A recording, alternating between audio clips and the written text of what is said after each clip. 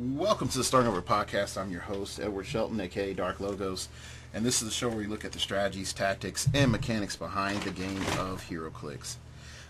Today's episode may or may not be normal length. I am packing stuff up for Origins, getting maps and whatnot together, and trying to make sure I get stuff for my team. So it's an interesting day. it's a very interesting day. But with that being said, today's show is sort of like a piggyback, I think, of the last show or a couple of shows ago. Right now, this is the worst time of year for me to remember what I did yesterday almost. And we're going to talk about scripting. And pretty much Justin Sly was like, hey, thanks for the podcast. I got a babies. I really want to be on Phoenix Nest, but I just about to have a kid. And truthfully, one of my guys, Wes, that was his issue last year. He just had his kid. So, yeah, I understand, homie. But he wants to go over scripting and what I mean by scripting, and sort of unpacking that a little bit more. So we're going to do that. So shout outs to you, Justin. And also any of the winners from the contest. I know there's some complications with HC Atlas right now. So here's what we're going to do. I did a contest. Stuff went south. I will back the contest. Just send me your address and I'm going to send you some maps. Now I got to figure out how am I going to send these maps. But I got maps. Now they're going to be a random cornucopia of maps, but you'll get some maps. So that's my I'm sorry for what went on penance. So for the 4 winners, hit me up and you'll get maps. I got a pack. I have a whole bunch of them. I need to move out. So anyway. On the scripting. Okay. Scripting started from the beginning of scripting. Scripting's main goal is so that you preload your mind and your subconscious with what you're going to do. Okay? It's sort of like muscle memory. You build it up, you're like, okay, I see this, I do that. I see this, I do this. Then I proceed to do this other thing. These things happen. Then I win. Okay? That's the purpose of scripting. Is for you early on to encounter so many scenarios or to run your team so many times that you know what you're going to do at each stage. Okay? So let's say, for example, a turn 1 scripting would go looking like this. Okay, turn 1, I use blind out, judo flip out, Mitzelplick. Boom. Okay, then I proceed to put Mitzelplick inside of the sky cycle. All right, bam, there we go. That's your scripting. Okay, now you might say, why would I put Mitzelplick inside the sky cycle? I'm just giving you an example, not something that's tactically viable. But if you do figure out how to make Mitzelplick inside the sky cycle works, feel free to email me. I would love to hear how that would work tactically in a useful setting. Okay? Now, the main power about scripting is this. Scripting is mainly useful for countering and providing problems against the main elements that are in the meta. All right, your main elements. You're not going to be able to deal with the sideways jank that just came through town. I'm sorry. You know, if you were able to plan for that, please let me know who the next Super Bowl champion is for the next 5 years, and I will compensate you properly. But you know, you're not going to be able to pick everything. What you're mainly planning to deal with is the major knowns. Okay. So in our meta right now, that would be, of course, Zombie Team Base. Then after that would be the Quinjet, then Krang, and then Quicksilver. That's pretty much your meta right now. Now you can merge Krang and Quicksilver, I wouldn't advise it. You can merge Zombie Team Base and the Quinjet. Wouldn't advise it, but you can do it. And I know someone's like, so, but Kenny Pena played that. I'm like, again, when you hit a certain level, your skill can carry you to certain degrees that the average player just can't hit. So, it's just like when I play League of Legends and people will do like LCS comps and be like, oh, I saw this on the pro players do it on LCS. Like, yes, note the keyword pro.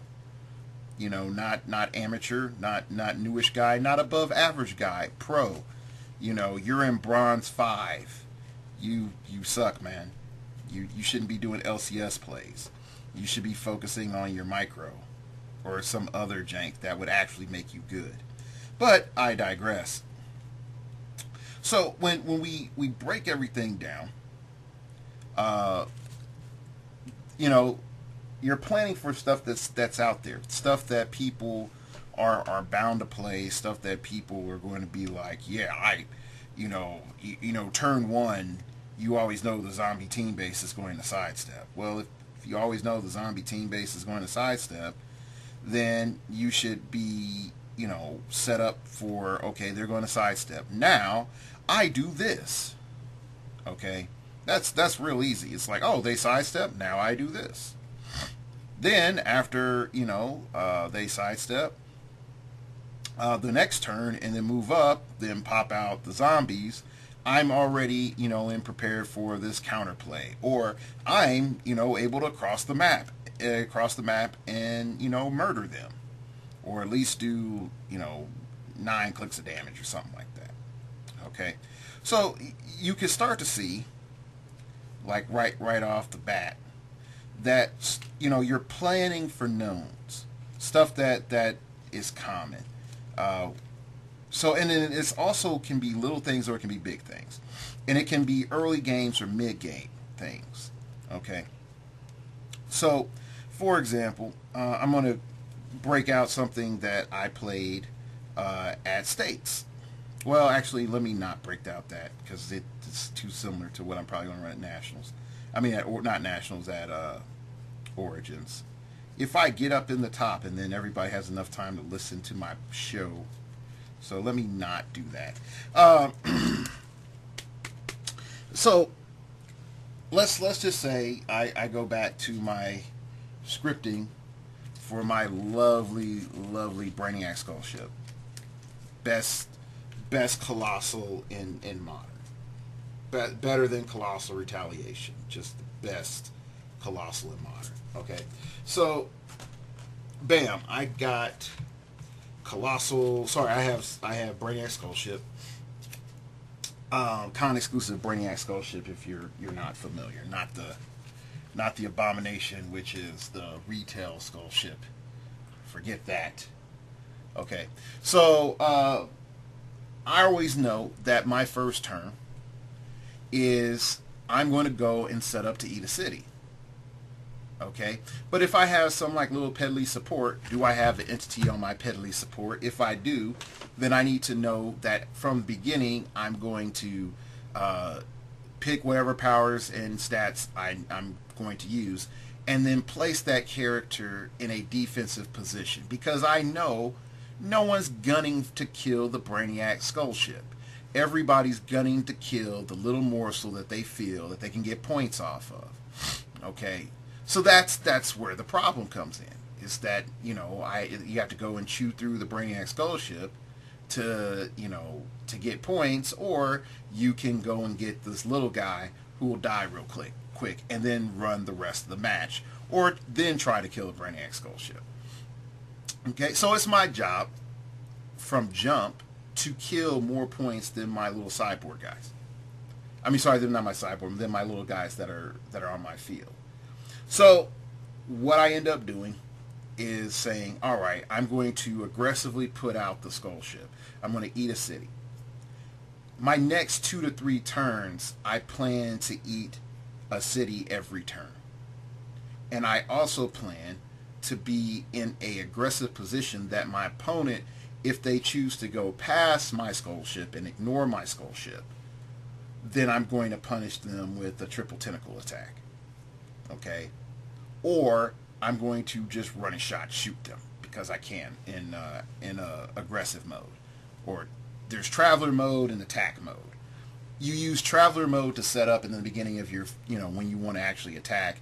You go into attack mode and then you're like, gotcha, range combat expert, bam.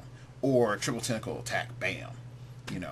Because usually by the time most teams are ready to be aggro on top of you, you've already eaten 2 cities. So you should have precision strike.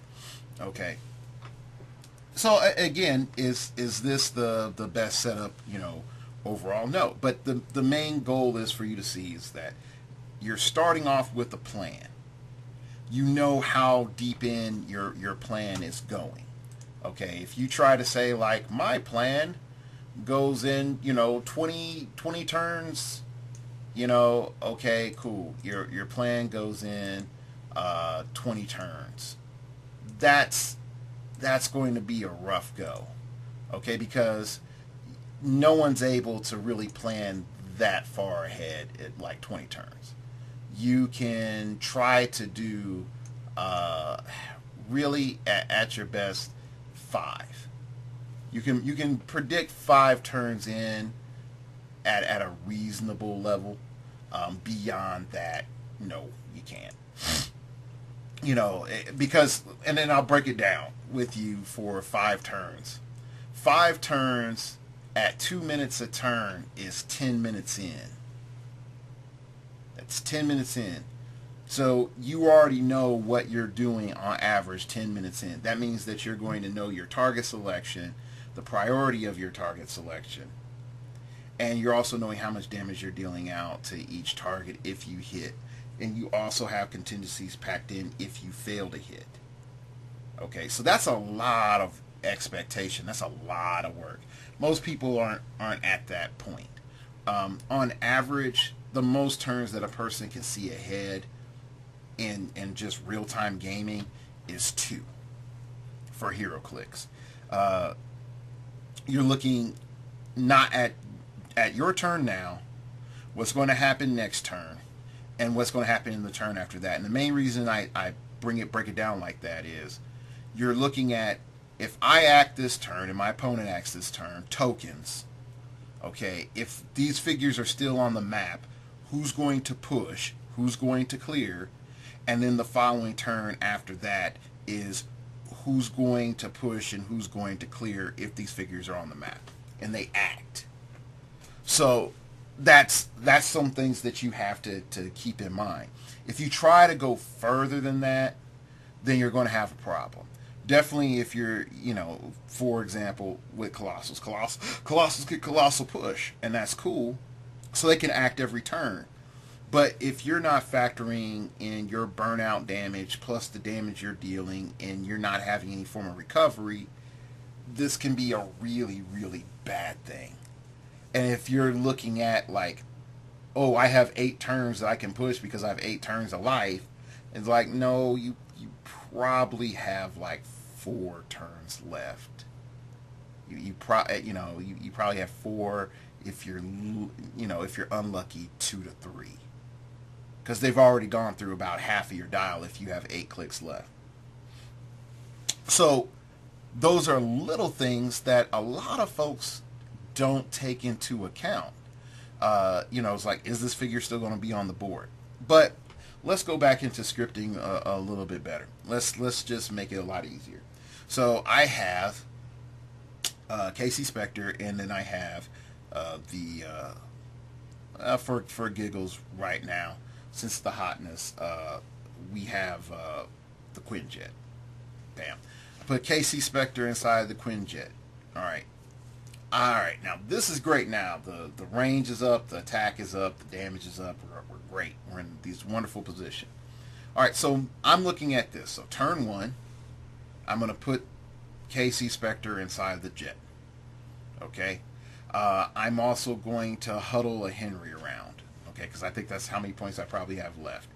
Okay, now my opponent should be advancing. All right, now I have a good range because I have a 12 range, and let's just say it's a flat map. I have running shot. My opponent moves up. I'm going to running shot, psychic blast, and hit for 4 damage. Okay, 5 damage because I have Henry. There we go.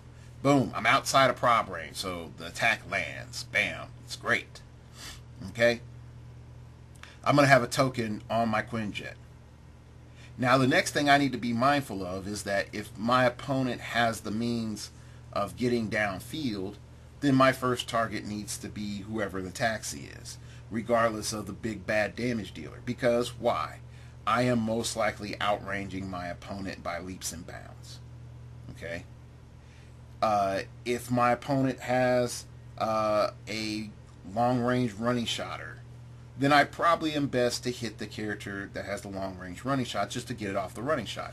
Whatever can touch me first or cause my opponent to bring stuff in to touch me, that sucker needs to die. Or at least get crippled. Okay? So now we have a dynamic change. Okay? No longer am I looking at, my script of, okay, I'm going to do all this complicated stuff. It's, if I see this, I do that. If I see this other thing, I do that. If I see, after this, I hit, that was enough. Okay, now turn 2, I push to then proceed to do blank. And if I say, all right, I only can afford to push maybe once, maybe twice, because I still have running shot, but I can establish it's better for me to push early game so I can get that early pressure on than it is for me to push late game, where the damage is going to add up. Because I still have running shot early game versus late game, where I might have hypersonic speed or I might not have any movement attack at all. And you also can guarantee that since you have 2 clicks of running shot up front, that you want to utilize that as soon as possible. Because once you get hit once, you don't have running shot anymore. Alright, so now you start to see, okay, that makes sense. Go out there, attack, then push, because I know I'm going to be able to monopolize that power before my opponent takes it away, and then make sure I'm set up in a position so I can just, set up the Quinjet as a turret. Cool. Okay, now, is that team super deep? No, it's not. And the main reason it's not super deep is that, trying to explain something with a lot of moving parts can cost, it's really not good radio, as the old folks would say. If I say, hey, I put Ion on top of Super Scroll, and then I bring in Resurrection Man, and I combine that with he's Element Man, but crap, I forgot his name from World's Finest. Is it Rex Mason or is it Element Man? I forgot. But that guy, then I put Proselyte on him, and then I combine that with an Ant-Man and a Round Table with the Black Panther card, the Batman card, the whatchamacallit card, the Martian Manhunter card, of course, always for the, now and forever, the Wonder Man Superman card, and then a Shield level 7 card. Okay, if I said, yeah, this is how it rolls, you pick these powers, and then you just run up, hide in the bush, and then put up some barrier, and then as time progresses, you should hit mid game and then force your opponent into the following scenarios. It's okay, cool, and then you bust out these cards to spin up your dial while the Ant-Man is sending ants out in the back, and it's Element Man and Super Scroll's job to perform interception and get melee bonuses from the ants and having the ants do tie up. Okay, yeah, I could say oh yeah, Ion will give me Impervious and my team willpower on click 2, so I don't have to worry about that. And then I have Proselyte picking powers on click 2, so now I pick these powers so that I can do this, and then set myself up to do these other things later. Oh, and since that Element Man has charge, and I don't even know if Element Man has charge, Then I can have him pick up, have super strength, pick up an ultra heavy. I don't even know if he's high enough points to pick up ultra heavy. And then whack a guy with steel energy, putting him back on that click, allowing me then to heal and then get perplexed, then perplex down the opponent's defense, so that then I can have super scroll, running shot, pulse wave, and hit and kill the guy, and then zombify him, and now I have your main attacker on my force after I zombified. Like, again, that's a script, but that's really, really, really, really hard to listen to. Okay, so what I'm going to do is I'm going to make this easier. Okay, what I'm going to do is I'm going to break down the components of a script and break down the components of a prolonged script. Okay, just so that it's a lot easier for you to make your own script. Now, is this something that you're going to be able to do, you know, first time out? No. Like, I'm just being real with you. It's not going to go well your first time out. Okay, it's going to be complicated, and you're going to be pissed, and it's like, but Dark Logos told me, and I followed what he said, and I'm just not getting it. And that's 100% fine. Okay, that's 100% fine. And I don't expect everybody to get the meat and potatoes of this, you know, in the first go through. I don't even know if it's possible, really. So let's start breaking it down. All right. First thing you have to understand is, like, one, what does your first turn look like? What positioning do you need to hold to have a successful first turn? And let me even take it a step back, even before the first turn is even thought about. What is your win condition? Like, think of it clearly. And I know some of you are like, well, Dark Logos, when I KO all of his guys, I win. That's my win condition. And I would be like, no, that's not a good win condition. Okay. That lets me know that things have not been thought out properly. All right. If you're like, Dark Logos, I know I win because I'm going to be, you know, with this positioning and this many guys on the field, and this is always going to happen. Again, I'm like, no, you can't guarantee any of that. So, what does your win condition look like? Does it look like, okay, I was able to slow down my opponent so much that I was able to get to this point where victory is in my favor? Okay. I'm able to make it so that my attack is so high that I'm always going to hit. I'm going to make sure my defense is so high that it's really hard for them to hit. And I'll just let you know, as a defensive player, the number one thing that every defensive player needs to keep in the back of their head is, in any game, the attack state will always exceed the defense state. It'll never be neutral or equal, because if it becomes equal, then the game will never resolve. Okay? So if you're dependent on never getting hit, that's fine. But at the same time, understand that game mechanics are not in your favor for that mindset. Okay? So it's frustrating. I know. I'm a defensive player. I would love, if nothing but making it so I can put up walls and other jank and make it stupidly hard for my opponent to do anything. But that's not how the game rolls. So bear with me. I'm moving figures around, trying to find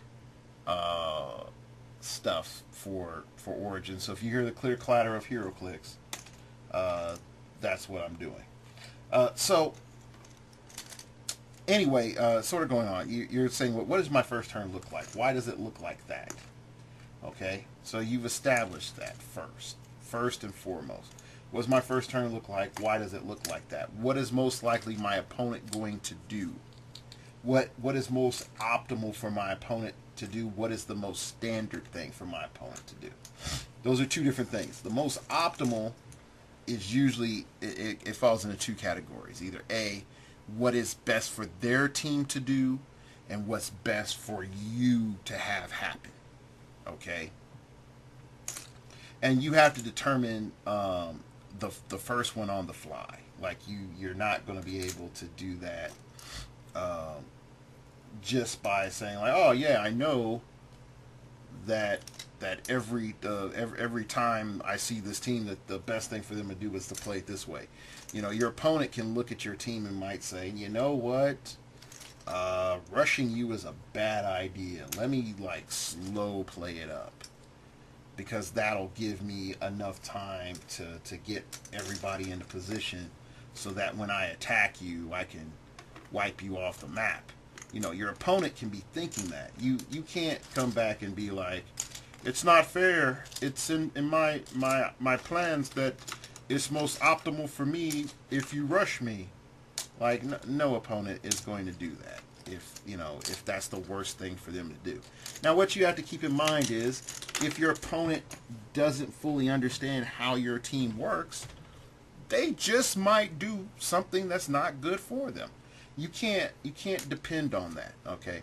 But you still have to say, what is the worst thing that my opponent can do that benefits me? And that's the most optimal thing for you. Now, if let's just say, for example, your opponent does go down that route of, hey, they're doing the most optimal thing for me, what does your next two turns look like? Realizing the fact that you took actions on turn one. Okay, now are those free actions, or are those power actions? You know, or are those tokenable actions? That's a better way of putting it. Are those tokenable actions? Okay. Now, if we ask ourselves, hey, I didn't take any tokenable actions. Yay. All right. Now, do I need to repeat those actions because they weren't tokenable? If yes, proceed. If no, proceed. Okay. Now that we've established, you know, whether I need to take tokenable actions or not, then if I have to take tokenable actions again for the second time, then I have to ask myself, do I need to push? Do I want to push? Okay. Do I need to push? Do I want to push? If not, don't push. If so, do push. Then understand that this character or characters are taken out of tempo for your third turn. But your exchange, and please hear me out when I say this, your exchange for those actions should be either points, better positioning, or tempo control. Points, better better positioning, or tempo control. Okay, Kasparov breaks it down like this. You have time, you have material, and then you have space or positioning. You can exchange space for time. Oh, sorry, quality. Sorry, time, space, quality. You can exchange time for quality. Sorry, but I keep messing up. Quality, material, space. I added in some other stuff for my own personal things, but we'll just break it down in my analysis. Time, space, quality, materials. Okay. And that's a better way of looking at it for heroclix, because heroclix is more complicated than chess. Okay. So when we start asking ourselves, all right, I can exchange quality, you know, for more materials. Okay. So for example, Quinjet. Quinjet says, I'd rather have more material than quality materials. So more is better. Okay.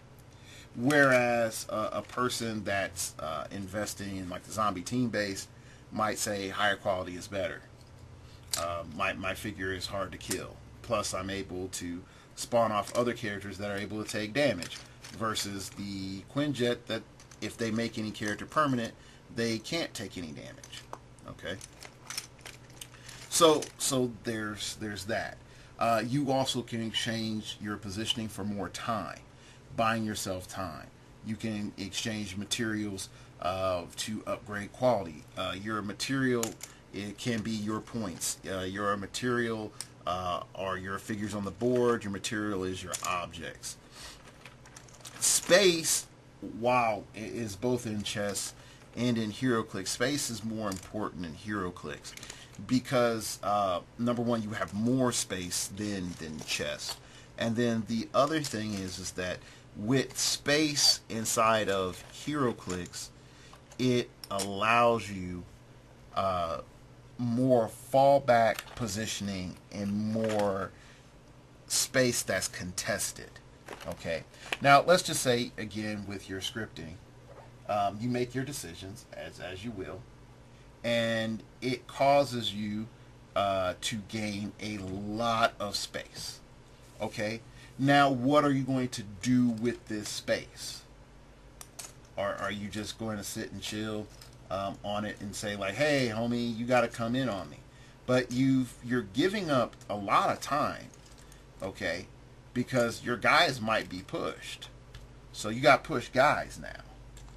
Can they still maintain that space, or is that like a psychological front to make your opponent think that you have spatial control when you actually don't yet? You know, things like that. Or you might actually want to say like, hey, I want to make sure I really do have spatial control, so I'm not going to do X, Y, and Z. I'm going to take, smaller pacing or smaller steps or whatever, so that I can guarantee that I have this type of spatial control. And that it's really backed up and it's not just like empty threats. And I know that's a lot more complicated than some people might actually, want. But I'm trying to break it down so that everyone can see, like, oh, okay, this is what's going on in some people's brain.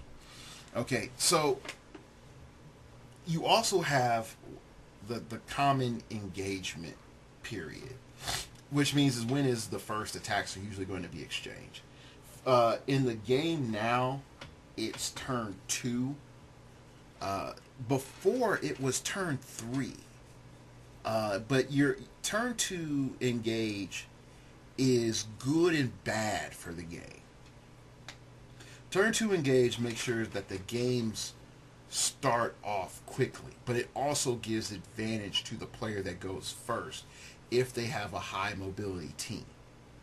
All right.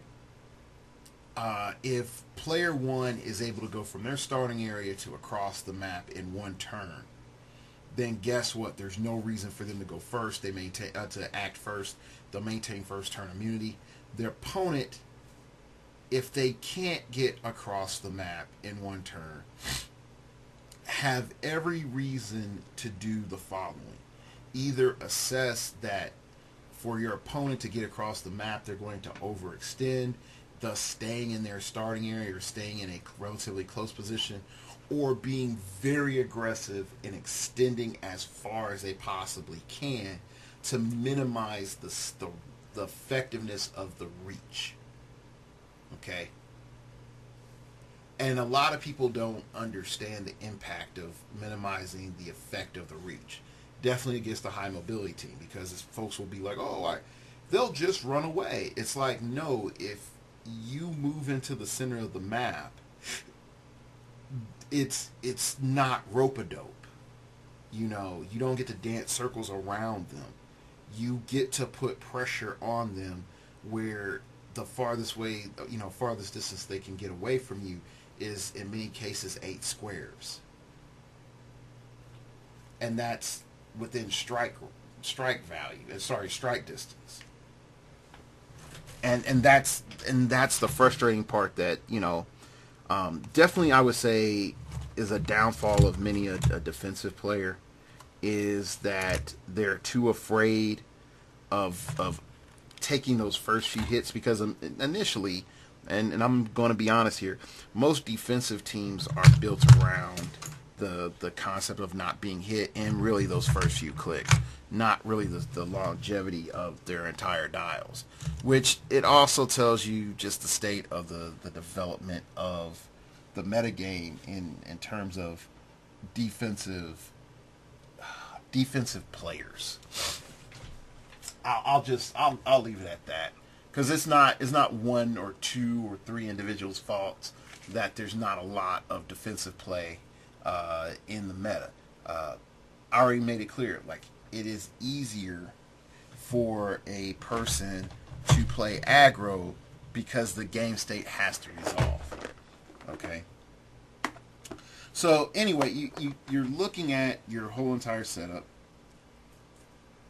and you're looking at where am I going to be doing on this turn two?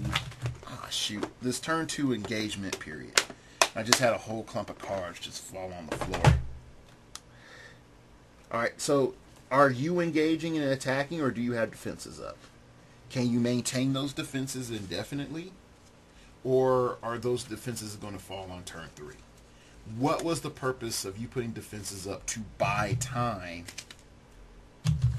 until turn three? Okay, I hope you're seeing the story unfold. What was the purpose of you buying time? Why did you exchange your positioning for time? Why did you exchange your quality of offense for time? What are you doing with this turn? What is so essential about turn two that you're stalling things out to turn three? And if it's just to be like, because I can, then that's dumb. I'm sorry, that's just dumb. That's not a good reason. Because I can. And a lot of people are like, well, if I just slow him down, then eventually I'll get him. Like, but you're slowing them down to what ends? Or even more so, like, I'm going to jump in there and whack a dude. It's like, okay. And if your attacks fail, what's next? But I just hit him with a rock harder. But, I have Super Kamehameha Man. I have Kamen Rider, number 52. He's always is going to hit. It's like, no. Stuff happens. I mean, I almost lost the game in the WizKids Open if it wasn't for the fact the guy crit missed on his last attack after I probbed it. I mean, really. So, bad luck things can happen. Dude had a 14 attack with a KC Flash on a 17. All he had to do was roll a 3. It was GG. Okay, so anyway, going on. Once you hit that turn 3 should be, I've taken damage, my opponent's taken damage. If my opponent hasn't taken damage, can I recover? So then turn 4 turns into, all right, someone acted turn 1, someone acted turn 2, turn 3, those agents that were inactive on turn 3 now can act again. So either I have a moderate movement option, a moderate or strong defensive option, or a moderate or strong offensive option. Okay. Now you might say, well, Dark Logos, you completely skip control. Control in this game is either permanently static in the field, or the way it's being played now, it's in a ranged effect and it's a free action. So, yeah, you have to activate it every turn, or you have to be in X, Y, and positioning every turn, and that's fine. I don't really have any problems with that. But shenanigans is less about taking power actions to do things and more about free actions that do stuff. Now, yes, you do have Mitzelplick, who is able to, run shot, pulse wave, lock down an entire team, but at the same time, he also has a shape manipulation effect as well that he can use. So you can start to see that you're really looking more, like I said, at movement, at attack, and at defense. And you're also pacing your timing because you have to eventually assume, hey, stuff is going to start falling off the field. Now, where you start have to say you have to start saying to yourself is, okay, I've done this amount of blankety blank damage. This should be able to remove X and Y factors off of the map. Or you know that you're going to have to deal with problems with X or Y or Z effect from, zombie team base or whatever. So since you have to deal with that, you're now saying like, hey, well, let me just go ahead and make sure I have these contingencies. And if I don't have these contingencies in play, then these other figures have to do blank. Okay. Now that in and of itself is a harder road to go down for a couple of reasons. Reason number one, you can't ever predict, what's going to be gone, definitively. You could try, again, if you're able to accurately do so. You should be able to pick Super Bowl teams, and trust me, I have a good bookie, and I will cut you a great deal of the profit from our gambling endeavors. Okay, if you can predict such events, so accurately. At the same time, you should be able to understand that realistically, what are most people going to be gunning for? Like just being real about it. All right. So let's say like, oh wow, I have a Solaris with Colossal Retaliation. Okay, cool. I have Solaris with Colossal Retaliation. Are people going to gun for Solaris? Yeah, people are going to gun for Solaris. Alright, can I expect Solaris to last 2 or 3 Colossal Retaliations? Most likely not. On average. Okay? But what I can expect is that if my opponent invests in trying to take out Solaris, they can't do other things. Okay, the number one other thing they can't do is then devote those resources to attacking my main figures. So what's Solaris's main role?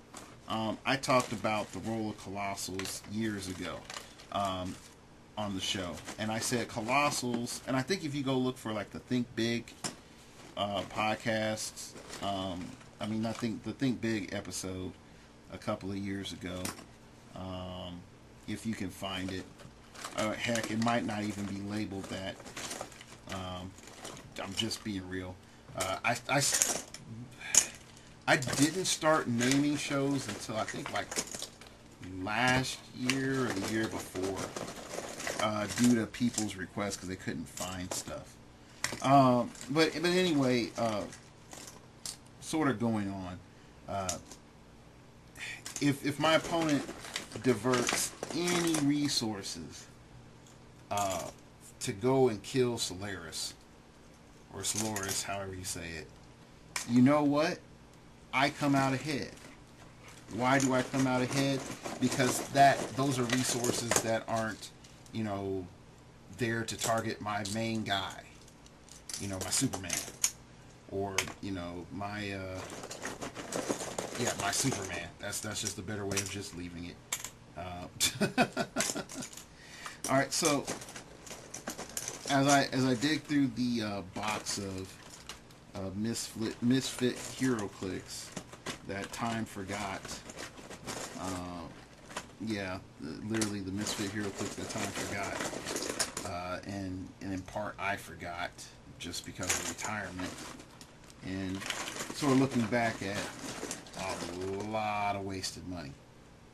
Some of these I never even played, and I looked at maybe once and then didn't even play them. There's some that I used to play all the time, and then there's some that are just like nostalgic, like 202-point Martian Manhunter on the Oreo throne. Um, best sculpt ever, pre digital sculpt, best sculpt ever. Anyway, going on. Back to the topics at hand. When it comes down to this, the prediction, you should understand that there should be some level of attrition, and you have to ask yourself, what levels of attrition does my team still function? Okay, how many hits can I take? What can be on the field? If I'm dealing with again zombie team base, if they're on cannibalize and I don't have blank, can I still win? And that's really what a lot of higher games come down to, is knowing when you get to, down the dials, with fewer pieces on the field, what can be done. Rob Barazul, I know I've said his name enough times on here, is probably the best. He is the best heroclix player when it comes to making layers and making it so that his team functions every click, even though it functions differently. So you hit one of his figures once and it changes how that team plays, but he knows if I'm on click 2 and everything on Shazam and everything else is on click 1, I do this. If I'm on click 1 on Shazam and Martian Manhunter's on click 3, then I do this. He has a plan, or let me better phrase that. He knows what the pacing is for his team. And at the same time, he's a guy that, I use big characters, but he's a guy that uses a lot of pieces that are very distinct, and that are low points, and they fill specific roles. And so he easily could say, like, well, I can't do that with this piece anymore. Now it's time for it to be a tie-up piece. Okay, I can't do this other thing anymore. Okay, time for me to sacrifice this piece to buy me time so I can recover this other piece. It's little things like that that really separates out players, and how you do it. I know some people look very one-dimensional at it. Okay, I just sacrifice pieces now. It's like, well, no. Like, do you have to sacrifice pieces? That's a legitimate question. Do you have to sacrifice pieces? How much time do you have before your opponent recovers? Are they severely injured as well? Is there any other options that you can pull out? These are things that a lot of people don't go through in team building that cost them games, and games that really they shouldn't have lost. I'll use this for an example from myself. I used to play heroclix too much like chess, and I'm sorry if the volume got a little bit louder. I'm leaning in on my desk, and this is what happens, kids, when you stop organizing your heroclix.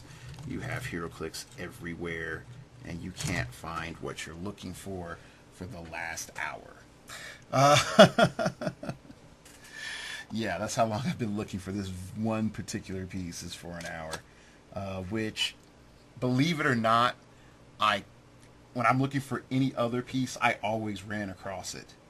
But 'tis how it goes when you're looking for something in particular. When you really, really need it, it then tends to disappear on you.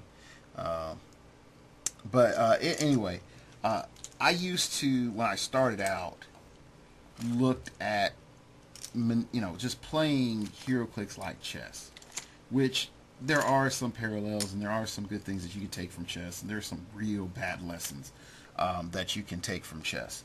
And so what I would do is once a character got hit or I thought they weren't useful, I would resolve to automatically turn that character into a sacrificial pawn. Now, that sometimes worked out, but most of the time, what ended up happening was my opponent would end up just mowing through my field because I didn't do anything to just say like, oh, okay, this figure tied it up. You know, this one figure right now. I need to have it go tie up this other figure now. Okay, so I'm shifting the tie up, or I'm shifting the sacrifice. In chess, you don't ever have that option really to shift the sacrifice. Either the sacrifice is taken or it's not taken. And so you can obstruct, but just due to how the pieces move, obstruction is a lot harder. You can easily block in a bishop and not so easily block in a knight. A knight's really, really, really hard to contain. You can do it, but you're spending way too much effort to do so. And you know, one sacrifice for space, you know, that knight's all over the place. So you can't really just depend on that. But when you come to heroclix, you could say like, hey, my opponent is covering these spaces really well. Is covering, you know, this area really well. I have, you know, let's say Moondragon. Moondragon's hurt, but not on her like stupid level clicks, and she's, you know, she's frustrating. You know, she's not on the I'm the dragon clicks. She's on the charge, combat reflexes, and energy explosion clicks. Okay, so you have that.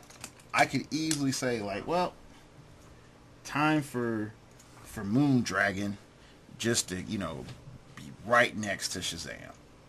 Right next to Shazam. You know, even though Shazam has a high chance of getting away, and be like, yeah, so I'm gonna just say, hey, you're gonna get these points for Moondragon.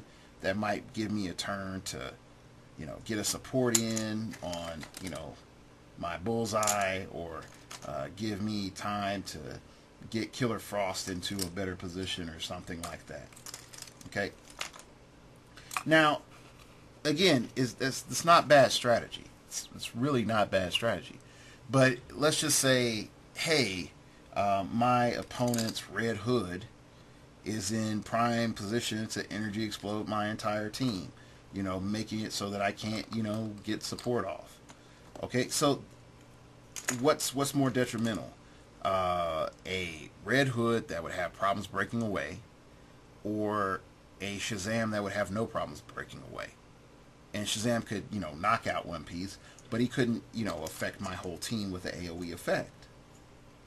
So you have to start like looking at and prioritizing things, and, you know, on the fly and as things go, you know, understand, you know, the script starts hitting that esoteric level when you start to understand these things conceptually hurt how my team works, and these other countermeasures conceptually is how I deal with it. You know, it's like, I don't like AoE, I sacrifice figures to stop AoE. You know, I don't like, you know, multi-prob, I play blank figure to deal with multi-prob, or I put up barrier to deal with multi-prob. You know, stuff like that. Alright, that's it for today's show. I still haven't found the figure that I'm looking for. Hopefully I find it before Origins, or else I will have to change my team. Which is not good. That's not good at all. You can follow me on Twitter, at StartOverPod. It came from outer space and told me, man, good thing that you're not doing this Monday night trying to find this figure. You can tell me, you can find my random musings about jank and other things that are going on in the world. Or you can find out, literally as soon as stuff goes up, if there is a new show. So yay. So yay about that. Then you can email me at startingoverpodcast@gmail.com. That's startingoverpodcast@gmail.com. If you wish to opine, keep it piffy, keep it interesting, keep it awesome, baby. Tell me stuff that you're missing, because of retirement. I know it's, like the first few tournaments of the Part A, Medicare Part A of retirement have kicked in. What have you noticed? Like, oh yeah, I can't play that anymore. Has that finally sunk in? And you can, if you want to buy a Phoenix Nest shirt or a Starting Over Podcast shirt, you can look in the description below, and then there is means to do so. I will be putting up videos during this week and from Origins. So be on the lookout from that. Definitely, if you're wanting to find out stuff as soon as it happens, then yeah, you definitely want to follow Twitter. Yeah, that's the best thing I can tell you. All right, that's it. Thank you for listening, and remember, we all have to start over sometime.